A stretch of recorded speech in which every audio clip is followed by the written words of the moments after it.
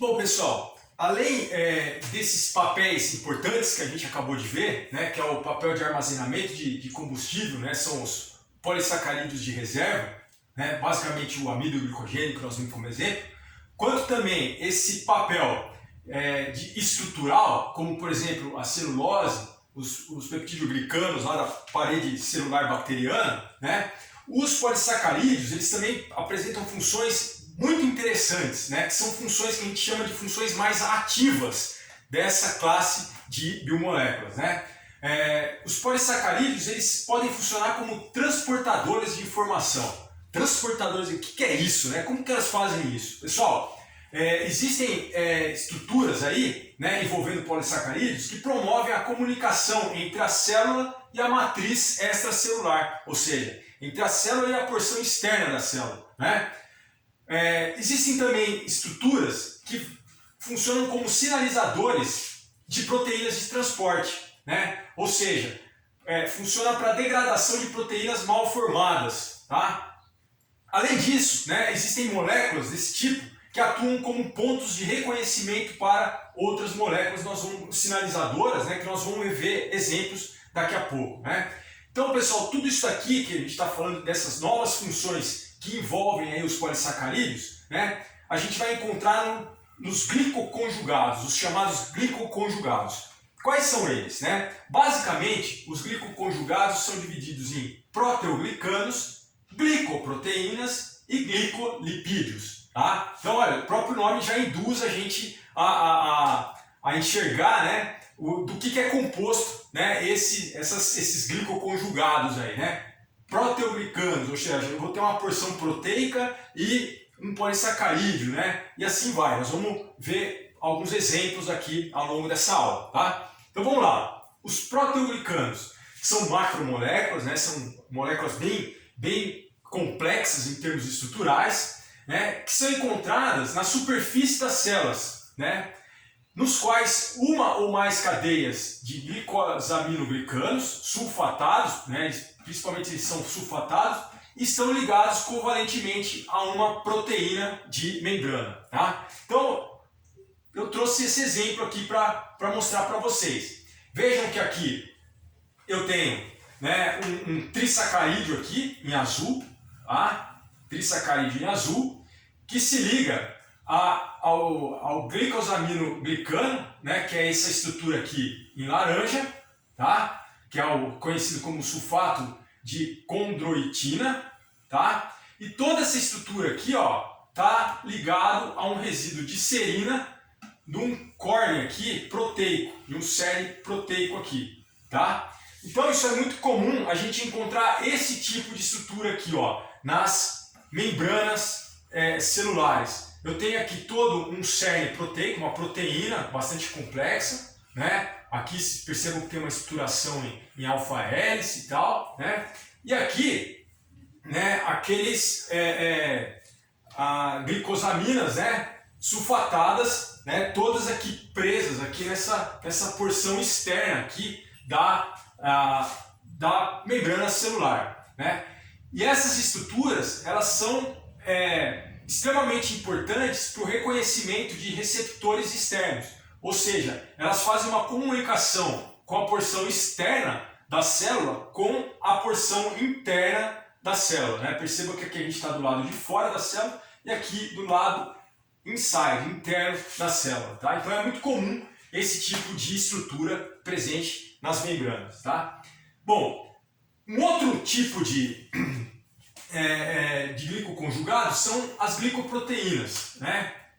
Que são elementos que possuem um ou vários oligosacarídeos ligados covalentemente a uma proteína, né? São encontrados do lado externo da membrana, na matriz extracelular e também no sangue, tá? Servem como sítios altamente específicos para o reconhecimento de ligação de moléculas, tá? Então aqui eu trouxe também alguns exemplos para vocês, né, de glicoproteínas.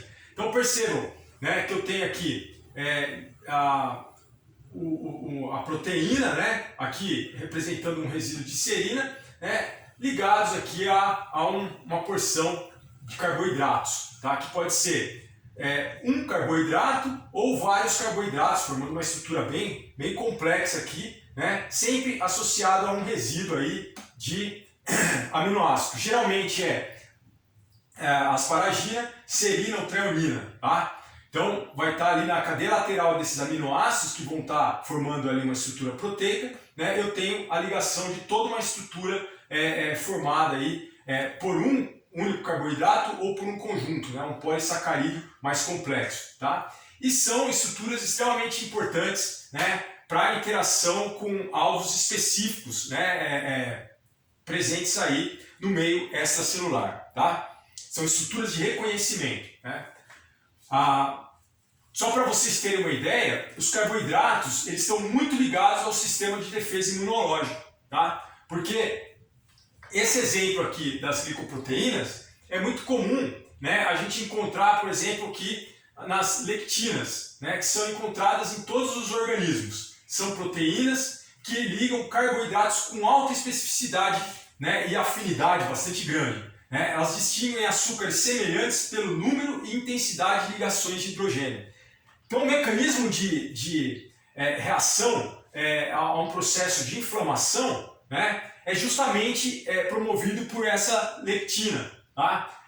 Que reconhece esses carboidratos, né, presentes ali numa estrutura de um neutrófilo. Tá? Então, aqui eu tenho glicoproteínas específicas, né, nesses neutrófilos, que num determinado ponto de inflamação, né, aparecem essas lectinas, né, que favorecem então a ligação desses neutrófilos para que ocorra aqui então, né,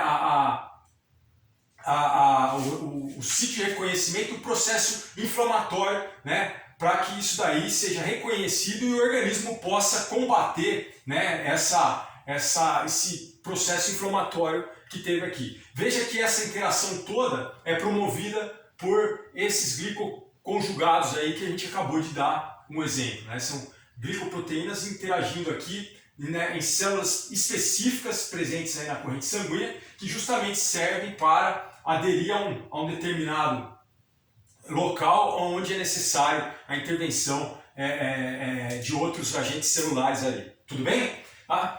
Por fim, pessoal, nós vamos falar um pouquinho dos glicolipídios, né? Nós vamos voltar a falar dos glicolipídios quando a gente estiver falando da classe de biomoléculas, né, dos lipídios aí, tá? Que são geralmente esfingolipídios. Precisa se preocupar com esse nome agora, né? Depois a gente vai definir melhor o que são esses esfingolipídios, né? Presentes em membranas, né, de diferentes células aí, nos quais na porção polar desse esfingolipídio, né, eu vou encontrar alguns oligosacarídeos aí presentes. Eles agem como um sítio também de reconhecimento específico para proteínas. Então aqui um exemplo, né, de um esfingolipídio, né, que a gente vai definir lá quando a gente estiver falando em lipídios, tá? E na porção polar desse esfingolipídio, né, eu vou ter aí um conjunto de açúcares, né, ligados ali, tá? Que tem aí um papel de reconhecimento, né, bastante importante, né, na formação dessas membranas celulares aí que a gente vai encontrar nos diferentes tipos de células. Tudo bem, pessoal? Espero que tenha ficado claro e um assunto aí bastante interessante e importante para a área farmacêutica. Vocês viram que nós falamos de mecanismo aí de funcionamento de fármacos, né, que envolve aí um pouquinho desses conceitos, tá? Nesse assunto de carboidratos que está se encerrando agora, tá? Espero que tenha ficado claro e aí a gente vai trabalhando um pouquinho mais com vocês aí, tanto nos exercícios de fixação quanto no plantão que nós vamos marcar em breve. Beleza, pessoal? Valeu, obrigado!